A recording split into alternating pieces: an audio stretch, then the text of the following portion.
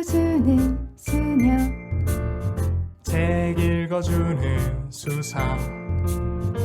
참 따뜻한 이야기.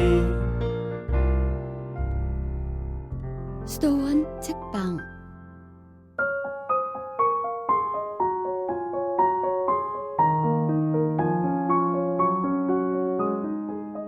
안녕하세요. 책 읽어주는 수녀 성바오로 딸수도의 김경희 잼마수녀입니다. 오늘 여러분에게 읽어드릴 책은 바오로 딸에서 나온 교황님이 너에게 할 말이 있대 라는 책입니다. 오영민 옮김입니다. 세상의 모든 젊은이들을 향해 프란치스코 교황님이 보내시는 사랑 어린 메시지를 담은 이 책은 몇 년 동안 여러 나라에서 전한 주로 청년대회에서 하신 교황님의 말씀을 주제별로 나누어 엮은 책입니다. 그럼 교황님이 너에게 할 말이 있대 읽어드리겠습니다.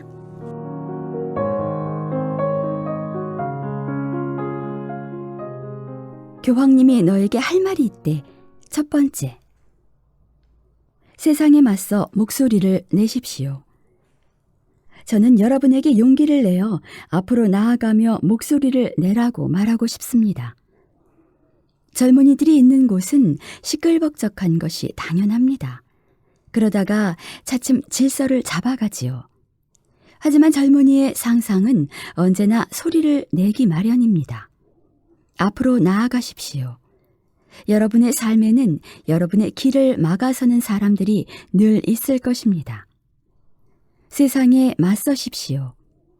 용기를 내어 세상에 맞서십시오. 사람들은 저에게 이렇게 말합니다.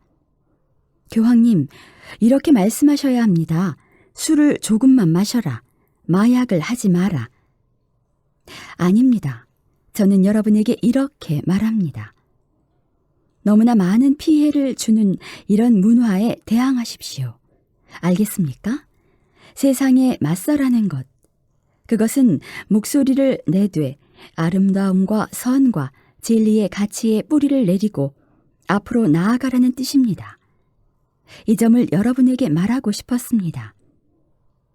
여러분에게 좋은 일, 내적 기쁨이 가득하기를 바랍니다. 다시 말씀드립니다. 여러분, 기쁨으로 충만하십시오. 이를 위해 여러분에게 강복합니다. 계속 걸어가십시오. 떠돌이가 되지 마십시오. 열정은 전염되며 충만한 삶을 갈망하게 합니다.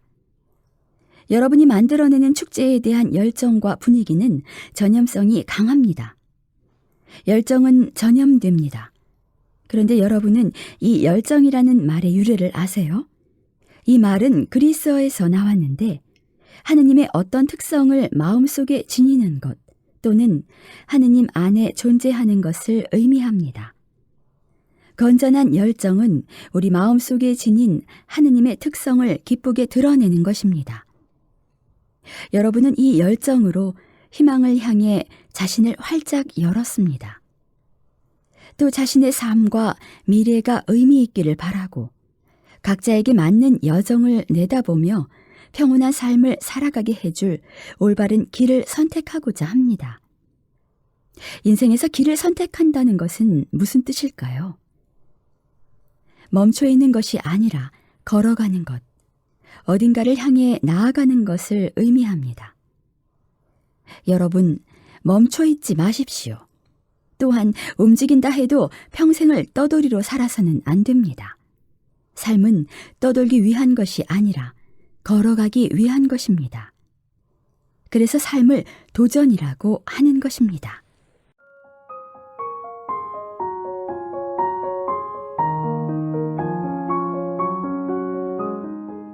교황님이 너에게 할 말이 있대. 두 번째.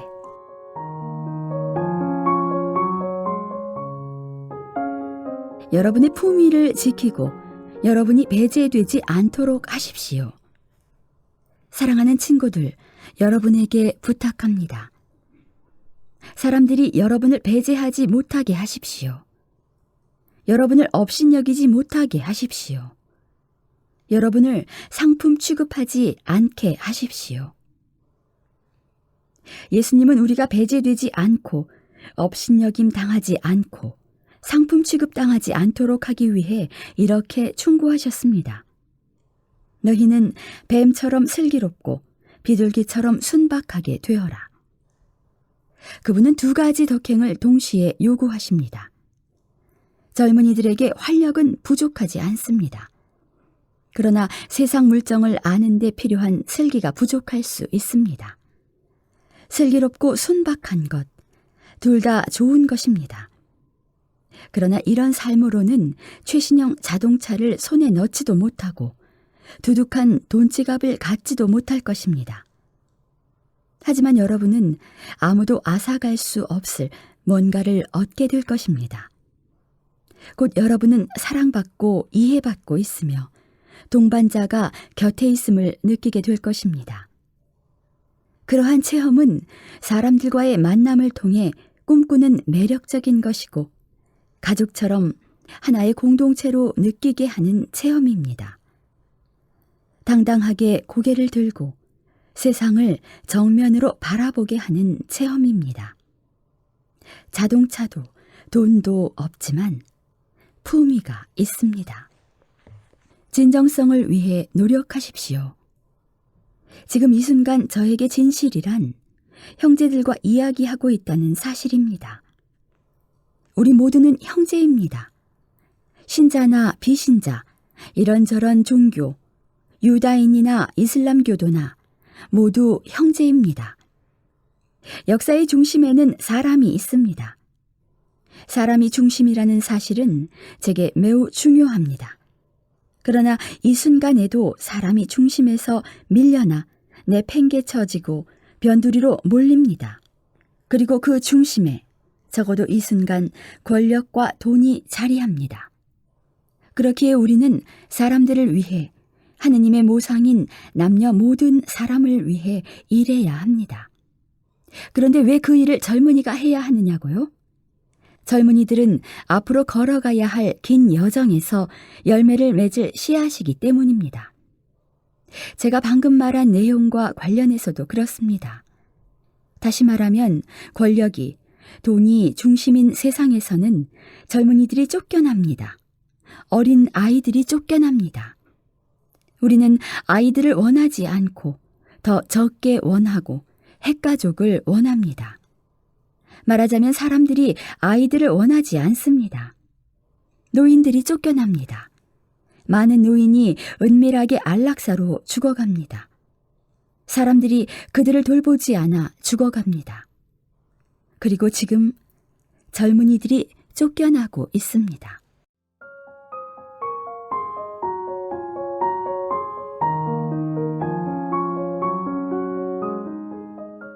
교황님이 너에게 할 말이 있대. 세 번째.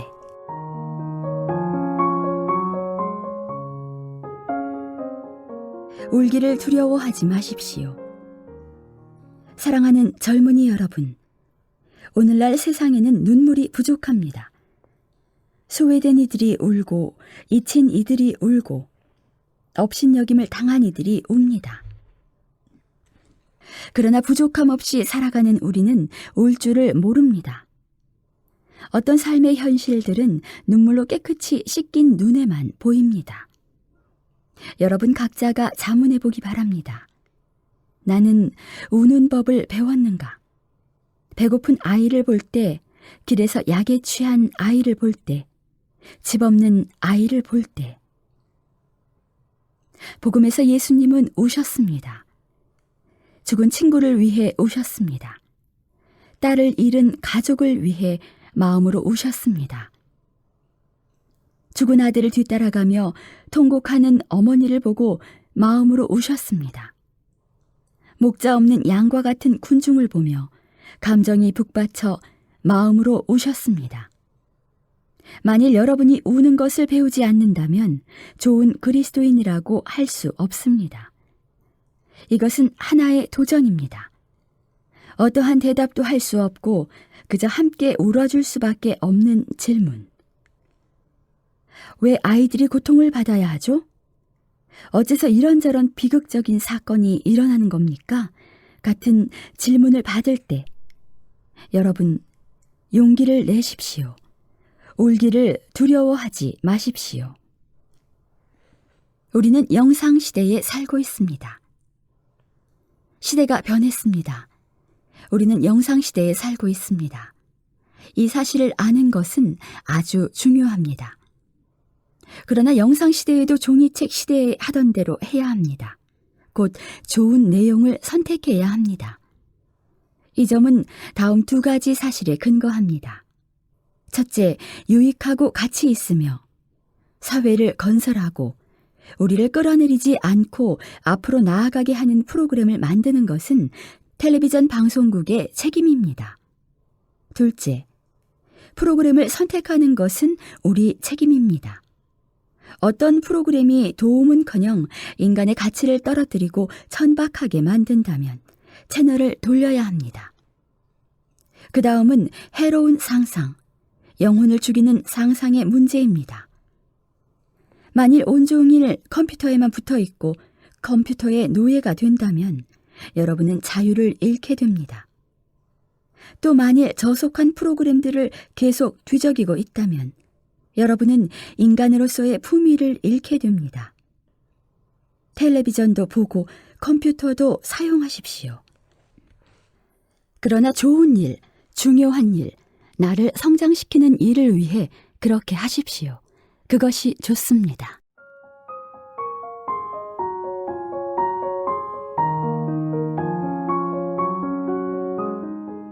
교황님이 너에게 할 말이 있대. 네 번째.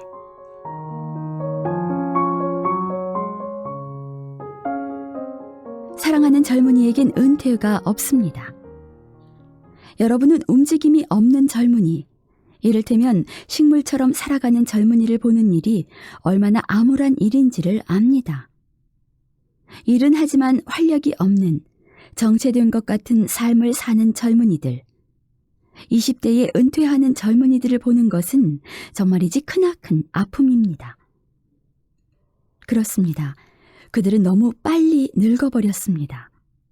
바로 이 때문에 저는 키아라가 사랑에 대해 질문했을 때 젊은이를 은퇴하지 않게 하는 것은 바로 사랑하고자 하는 갈망이라고 대답한 것입니다. 아름다운 사람에게 자신이 가진 것을 더 주고 싶고 아름다우신 하느님께 더 많은 것을 드리고 싶은 바람 말입니다. 요한복음사가는 하느님을 사랑이라고 정의합니다. 젊은이는 사랑할 때 살아있고 성장하며 은퇴하지 않습니다. 성장하고 성장하고 또 성장하며 베풉니다. 구체적 행동. 이 말은 아주 중요합니다. 여러분은 구체적인 삶을 통해 앞으로 나아가야 하기 때문입니다. 생각만으로는 나아갈 수 없습니다. 이 점은 대단히 중요합니다. 저는 여러분이 구체적인 삶을 통해 앞으로 나아가야 한다고 생각합니다.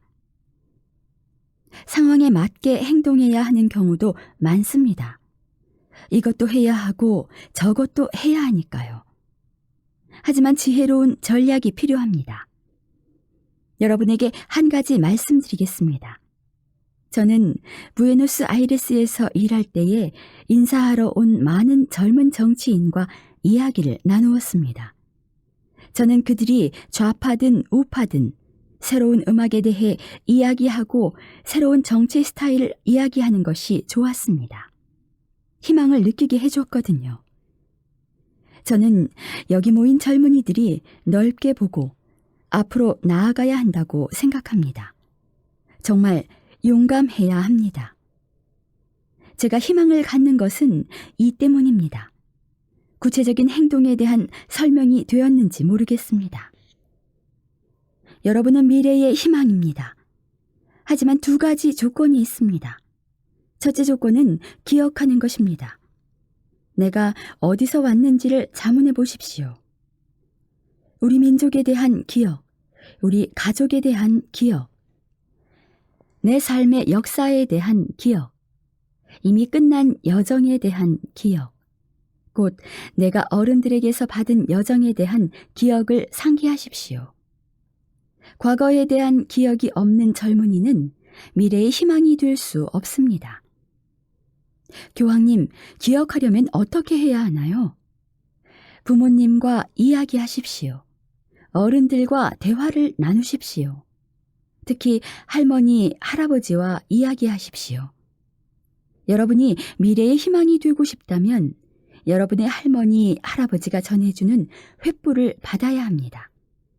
그분들께 부탁하십시오. 그분들이 민족의 지혜입니다. 둘째 조건은 만일 내가 미래를 위한 희망이고 또 과거를 기억한다면 내게는 현재도 중요합니다. 나는 지금 무엇을 해야 할까요? 용기를 갖는 것입니다. 용기를 내고 두려워하지 않는 것입니다.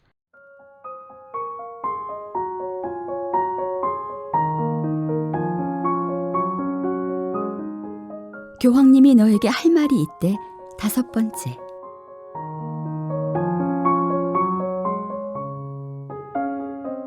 위대한 사랑에 이끌려 나아가십시오. 사랑, 생명, 친구.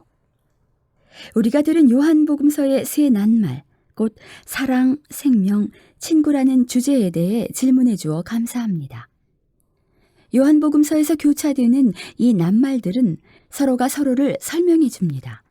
다시 말해 사랑에 대해 말하지 않고는 참 생명을 말할 수 없고 종에서 친구로 변화됨 없이 사랑에 대해 이야기할 수 없습니다. 그래서 이 세 가지는 우리 삶에서 대단히 중요합니다. 이 셋은 하나의 공통된 뿌리를 가지고 있습니다. 곧 살고 싶은 욕망이 그것입니다. 여기서 여러분과 같은 젊은이였던 복자 피에르 조르조 프라사티의 말을 되새겨 봅니다. 인생을 즐기십시오. 그럭저럭 살지 마십시오. 인생을 즐기십시오. 박물관 젊은이가 되지 않기 위한 사랑의 도전. 오늘날 우리는 수많은 미디어를 통해 지나치게 많은 정보를 얻고 있습니다. 이것이 나쁜 일일까요? 아닙니다. 좋은 일이고 도움이 되기도 합니다.